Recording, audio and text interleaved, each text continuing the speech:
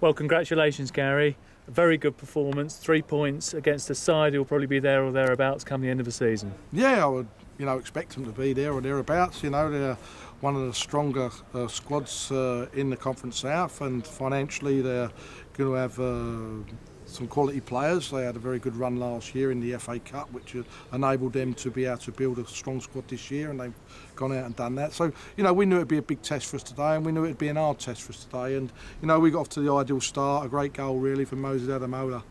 And it set us on the way, and I felt for the first 20-25 minutes we bossed it in big ways. I thought Mark Ricketts and Jack King were pulling the strings in there, and I felt that probably after 25 minutes only to be 1-0 up was a little bit frustrating and disappointing. But we all know what football's like, and all of a sudden they do come in our half, and we have a situation where I don't think we cleared the ball on the far side as cleanly, as quickly as what we'd have liked, and it's ricocheted, and all of a sudden the referee's given a free kick just outside the area, and we've got done on a set play, and it's frustrating that they've put the ball in the back of the net and one each, and at that time against the run of play. But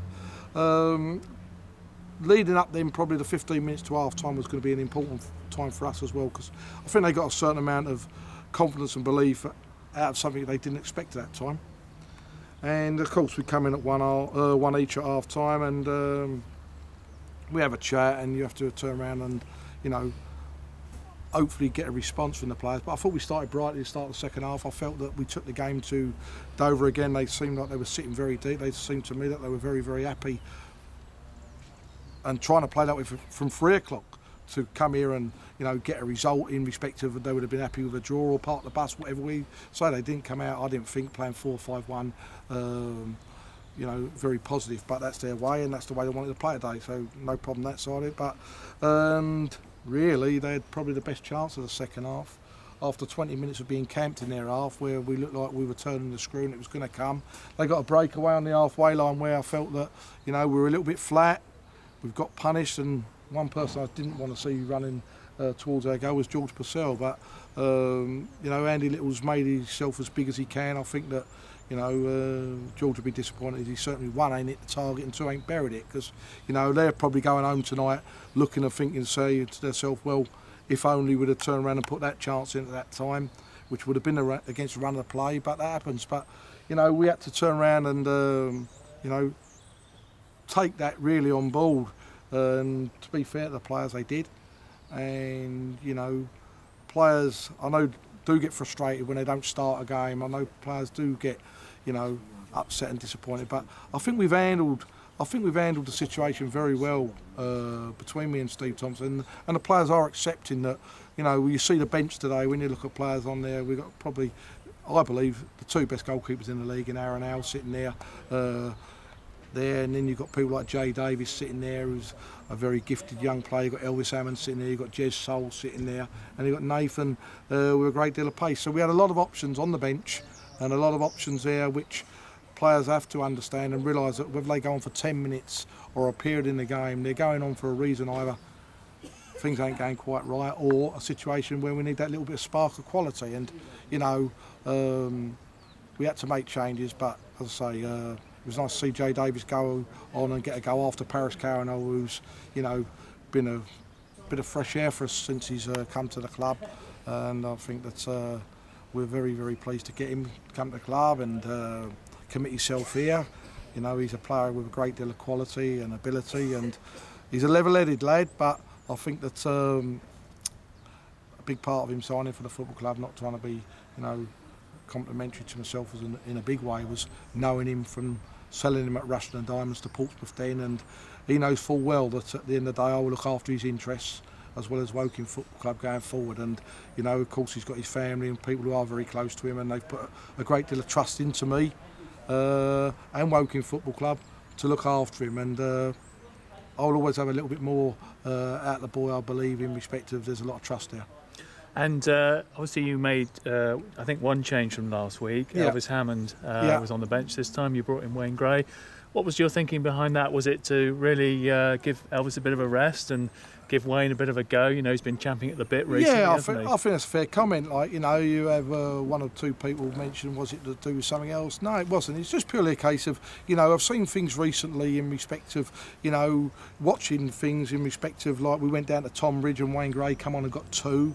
And he come on in the match against Eastbourne here and had a goal disallowed, and then we played the game midweek against the Glenolder Academy side and he scored a very good goal again. I just felt that the time was right to give him his head from the off, and I felt in the back of my mind that, you know, it might be a complete surprise to Dover as well, probably expecting Elvis to be up front and, you know, probably doing a lot of the defending coming into this game, putting a mark to stop Elvis from playing. So I think we threw him out a little bit there, and as I say, nothing, no other way or view. I just had that itch today. It was Wayne Gray's day to start, and, you know, Elvis is a good lad. I've got a very good relationship with him, and just said to him, I fancy it could be Wayne Gray's day today, and he said, fair enough, Gaffer, no problem. And that's it. And that's what we've got with the boys at the football club. We've got a very, very good bond of working players and relationship with the management team of me and Steve Thompson and everybody else. But, you know,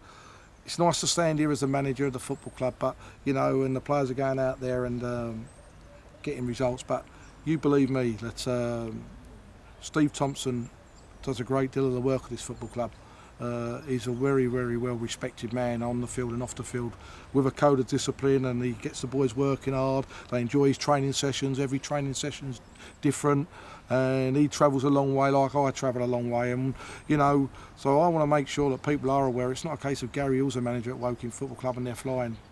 Believe me, Steve Thompson does a great deal, and he deserves a great deal of the accolades, picking the results up with the players, what they're getting. And you must be very, very happy too with the strength in depth that you've got here with your squad, in that today perhaps we were, you know, the tempo had just dropped a little bit, and then you were able to bring on Jay Davis, as you say, Jez, Elvis, and that really changed the game, I thought. They're bottles of lemonade, like, you know, they can come on with 20 minutes ago, you shake it up and they turn around, you know, make it fizz. They make the team really fly, and, you know, and it's happening, and that's what we've got. We've got, you know, you've got one or two other boys at the moment who are not involved through injury still, you know, to come back in the contention. But what we have got at a football club is a togetherness which you must have. There's a code of discipline, there's a professional approach, and I think that the compliments go to the players, the way they respect the way that me and Steve Thompson are trying to take things forward at the football club with all our other staff behind the scenes. Don't forget the, you know, the physio and the kit people and everybody, and, you know, the board as well. You know, they're working very, very hard, and you know, going from there, like, you know, going forward. And on Tuesday, another very hard game coming up at Bromley, a place where really we never do particularly well, dare I say it.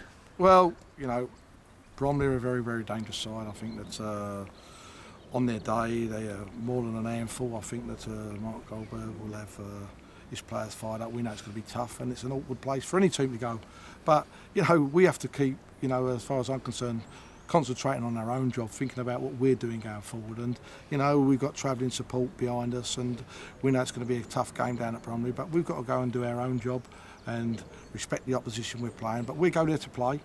We go there to get a result, we go there to win the game, and we know it's going to be tough, and we'll pay Bromley the utmost respect. But as I say, it's no good beating Dover and bouncing off of that result and the result before against Eastbourne, and then going to Bromley and thinking you're going to turn up there and it's all going to happen. Nothing happens in this league, and nothing happens in football.